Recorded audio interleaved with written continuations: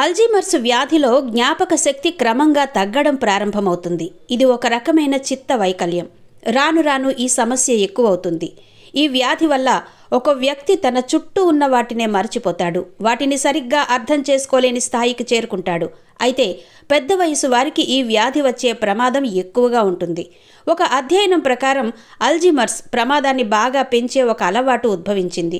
అదే ముక్కులో వేలు పెట్టే అలవాటు. ముక్కులో వేలు పెట్టడం వల్ల కొన్ని వ్యాధికారక క్రిములు శరీరంలోకి ప్రవేశిస్తాయి. దీనివల్ల అల్జీమర్స్ ముప్పు బాగా పెరుగుతుందని ఈ అధ్యయనంలో తేలింది.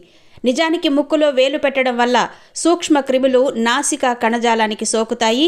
దీనివల్ల ఈ వ్యాధి కారకాలు మెదడుకు చేరుకుని న్యూరోడెజెనరేటివ్ వ్యాధులకు కారణమవుతాయి. ఈ వ్యాధి కారకాలు మెదడుకు చేరిన వెంటనే అమిలాయిడ్ బీటా ప్రోటీన్ను తయారు చేసే ప్రక్రియ ప్రారంభమవుతుంది. ఇది ప్లేగుగా మారి అల్జీమర్స్కు కారణమవుతుంది.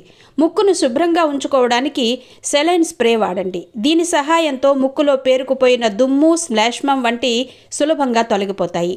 ముక్కులో వేలు పెట్టడానికి బదులుగా శుభ్రమైన చేతి రుమాలు లేదా టిష్యూ పేపర్ సహాయంతో ముక్కును శుభ్రం చేయండి.